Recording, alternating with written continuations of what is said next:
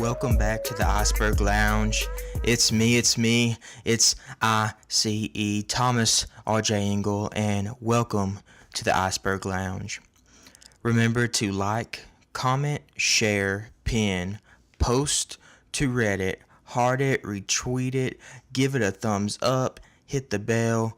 Just try to do everything you can to get this podcast out there. Don't forget also to hit up all my social media. Instagram, Thomas R.J. Engel, Patreon, TRJI, if you want to invest into me. And when you go there, for $1 or more a month, you can get access to all my content 24 hours before anyone else does.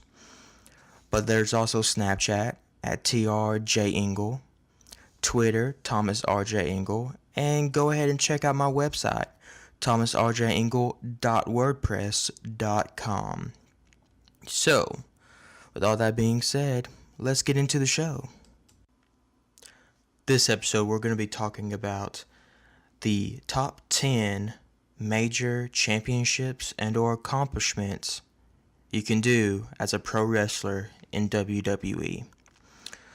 This list is going to be controversial because some titles won't be on there. Some accomplishments that you would think would be on there, it's not going to be on there. And we'll see if you agree or not. So, starting off with number 10 is the NXT Women's Championship that was introduced on April 5th, 2013, with the inaugural champion being Paige. So, this is the best women's championship you can hold in WWE currently. The Raw's Women's Championship would probably come in second, and the SmackDown Women's Championship would come in last. Its lineage pretty much has made the other two titles. And with Triple H being the helm of NXT, they're starting off pretty well. Coming in at number 9 is the NXT Tag Team Championship. Introduced January 23rd, 2013, it is the second best tag team championship in the company, beating out SmackDown Live with their tag team championships. Having another title under his belt, Triple H is seemingly showing that NXT is probably honestly the second biggest brand in WWE, knocking off SmackDown sadly to number 3, with Raw obviously being number 1. Finally, Triple H's NXT Kingdom will be done on this countdown as number 8, the NXT Championship, comes in. Obviously, it is more prestigious than Brock Lesnar's Universal Championship. As you can see, it's handled better than the Universal Championship. And with it being number 8, there's no telling in the future how high it will be on the list. But with the NXT Championship kind of being the sort of stepping stone to the main roster, kind of a pat on the back, you're about to head to the main roster, it is very sought out and very prestigious, even though its title history is very short and new still, because it wasn't even introduced until July 1st, 2012. Up next is an idea that Chris Jericho made, and it is the 7th best accomplishment and or championship you could get. It is the Money in the Bank briefcase. Being debuted April 3rd, 2005, the Money in the Bank briefcase has broke superstars through that glass ceiling, with Edge being the first one. Edge probably would have gotten to the mountaintop eventually, but with the Money in the Bank, it literally helped him shoot through that glass ceiling like never before. And so, with its lineage going on, now it has spawned a women's Money in the Bank, which, as you can see, has 100% cash-in accuracy now, with Carmella being SmackDown Live Women's Champion. Number 6, we have the Royal Rumble, which debuted January 24th, 1988, with Hacksaw Jim Duggan winning the first one. Now, the Royal Rumble is one of the favorites pay-per-views and matches of the year, with really this year being the first year we've had 3 Royal Rumbles in an actual calendar year. You have the male Royal Rumble, you have the female Royal Rumble, and then you have the greatest Royal Rumble, which is fascinating and shows the popularity of the match. Going into it, at first, it wasn't sending anyone to the main event of WrestleMania between either of the primary champions. It was just basically a glorified battle royal. But then the idea was presented, and hey, it is a great concept. Except I would rather have the Royal Rumble winner face the champion of his choice in the actual last match of WrestleMania. Unless it is a company's pick, which is the company's pick anyway. But say like a Roman Reigns. If Roman wins it, more than likely the Royal Rumble winner will be in the main event of WrestleMania. But as you saw this time, like Shinsuke Nakamura, he wasn't. Even though I would have liked to see them in an actual main event. Wouldn't that be crazy? Fans of New Japan would go crazy. But I could see why they didn't do it this past year, because of the finish of the match. But the finish, to me, would have left people wanting to watch SmackDown Live to see what happened. Yeah, it might not make some fans happy, but I think it would work in the long run once they see that you don't necessarily have to be happy at the end of a pay-per-view. Up next at number 5 is the King of the Ring tournament, which was introduced July 8th, 1985. Now, the interesting thing about the King of the Ring is it was mostly supposed to be for house shows.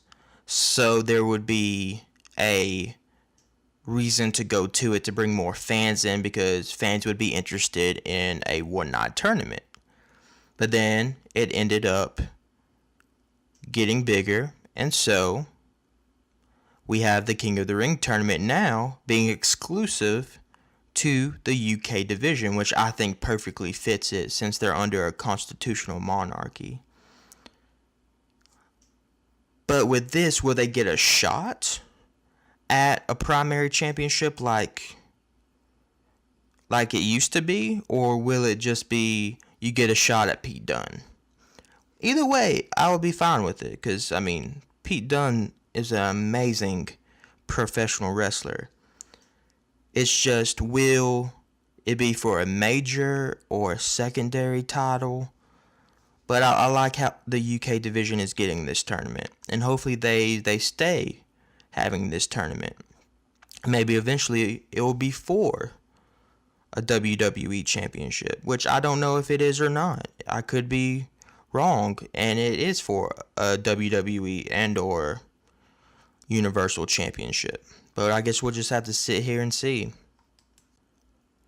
And here comes something that I have some controversy over, and I'm going to be making a podcast about it soon. But number 4 is the WWE Intercontinental Championship, which was introduced September 1st, 1979, with Pat Patterson winning. Now, I don't think this title deserves to be number 4. Now, I have a bigger list of accomplishments, so if you want to hear the complete list, comment below and tell me. But the WWE Intercontinental Championship to me is a fake championship to have in WWE. The only reason it's at number 4 is because of the people that have held this championship. If it wasn't for that, this thing would be last. And it would rightly deserve it to me. So, the Intercontinental Championship for a long while has been the Workhorse Championship. Currently being held by Seth Rollins. You can see him defending it many times on house shows. He's already done it on many continents. It's actually getting booked the way it's supposed to be. Number 3 is the Raw Tag Team Championships through unifications, going all the way back to January 29th, 1975, when the original World Tag Team Championships were introduced. Now, to me, this championship is great. Many people and legends have held them. The Dudleys, Edge and Christian, the Hardys, Rock's dad has held this title with Tony Atlas. So this championship with its lineage deserves to be in the top 3 at number 3. Number 2, the WWE United States Championship, to me, is the second biggest championship in WWE, even being better than the Intercontinental Championship. It was introduced the 1st of January 1975, all the way back when it was a NWA championship. And with this title, the lineage is chock full of legends. And it kind of had its down period towards the end of WCW.